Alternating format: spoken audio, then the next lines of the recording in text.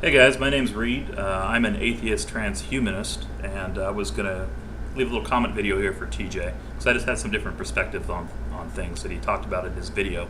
The two main things I'll talk about is your choice when a friend approaches you and you're an atheist about what to do, how to handle that situation.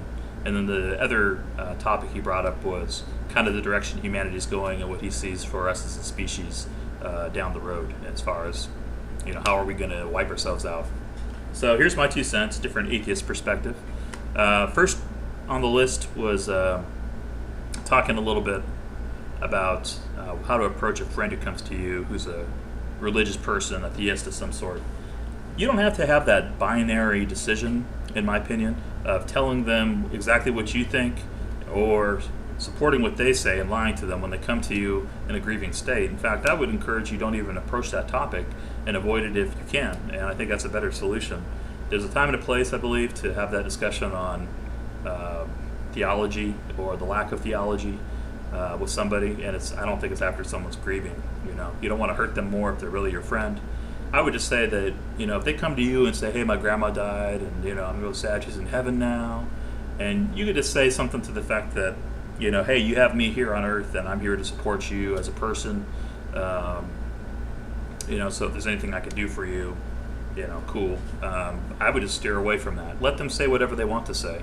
Them saying that they believe in God is not affecting you as a person. They can say whatever they want to. They can talk, about Gandalf. Why did Gandalf take him? Or, why did Zerg beam off my relative? Or whatever the fuck they want to say. Let them say what they want to. It makes them feel better. They're not asking for your support or for you to mirror their opinion. All you have to say is hey, I'm here for you. I got your back, and you can come talk to me anytime about it. I've had someone die in my family. If you can say that too. Have that empathy connection with them. And if you haven't, you can probably just say, hey, I can imagine how that would feel. And I think that would be a better way to handle it than saying, having this binary choice of, no, it's not true, or, yes, she's in heaven now, and then becoming a liar. So anyway, that's a totally different way of seeing that. The other thing he said in the video that I'm linking to here is about where he thinks the human race is going to. And I think it's real easy to be pessimistic about it. I mean, like he's saying, everybody has nuclear weapons. I don't really see in that being something that's going to come down to everybody just wanting to kill everybody else on the planet. Or we, nuke 10 places on the Earth and everybody dies of radiation poisoning. I really don't see that happening.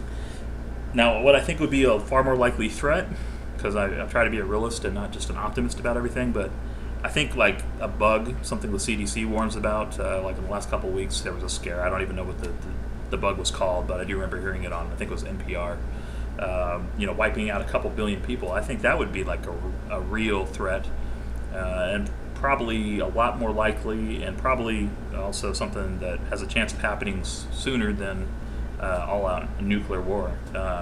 War, certainly, and I think we'll lose a lot of people to some kind of war, but I don't think we'll ever get to the point where we're annihilating ourselves because we can't agree on where we can fish or where the line is between different countries or whose rice patty that is, or whatever, wheat, corn. I'm not trying to point out any particular area of the world. I'm just saying there's going to be conflict. I just don't think it's ever going to get to that point. I'm more worried about a bug or something. But I also am more of an optimist about our future as a species. I think we're going to get to a point where our technology and all the sciences we have with biology and all that will come together, and we'll be able to create some really cool technology to kind of preserve who we are and kind of extend who we are as people, or maybe even change what we are as human beings or what we consider ourselves to be, and how we learn and how we preserve ourselves will probably radically change too. I don't really think that death is unavoidable forever. I think that it's an engineering problem and that we just need to kind of concentrate and work on it. And though we may not be able to sustain ourselves in this current body or without some kind of going in every 40 years for a complete makeover, whatever that looks like, or whatever you can imagine that would be, or even just being able to back up our memories on computer or whatever it is. I really think that something like that's not so far away, next couple hundred years, or maybe even sooner. I think we'll have technology that's able to do that. And I know a lot of people might be kind of freaked out about something like that now, of kind of transcending humanity. That's kind of where the word, I guess, transhuman comes from. But I think it's going to be a lot more socially acceptable, and that idea will be open and spoken about more in the future. And then I personally think it's pretty cool. I hope they do something like that by the time I get to be, to the point where I'm worried about my own demise, which may not happen. But I mean, there's a lot of progress. There's things like on Google X where they have some of their researchers doing things that are simulating the human brain, basically having computers simulate what they think or learn on their own. So there's a lot of cool things that I've heard rumors of in the background that I think is promising and is exciting. And so I'm not convinced that we will not have a prolonged existence, probably longer than what TJ imagines. Forever? I kind of doubt that too. I just think there's too many really big obstacles out there to say that we can't get wiped out by an asteroid or something like that, or whatever, some phenomenon that's far bigger than us. But if we diversify and we're able to preserve ourselves, we can certainly have a very long existence. And if we're smart about,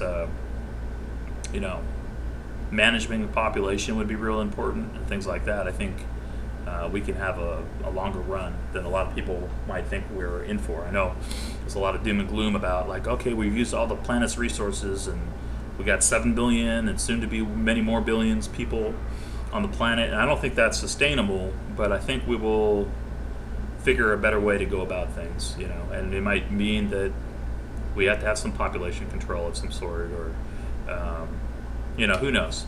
But I think it'll be interesting, and I'm not as doom and gloom about it. Eventually, sure, we could. If we want to go far enough in the future, I could definitely see a point when humanity's not around anymore through whatever event. But I think it will be longer. So anyway, let me just cut it off there. I've gone through my 2 points. Thanks for listening. I really don't care if you comment or subscribe on this particular channel. It's kind of foobarred because of some other videos I had up there. But if you want to be a nice dude, you can go give a thumbs up and subscribe to TJ's channel. So anyway, hopefully that was informative and I gave you some insight on something, a different way to see things as an atheist or someone who's dealing with that issue. All right, later.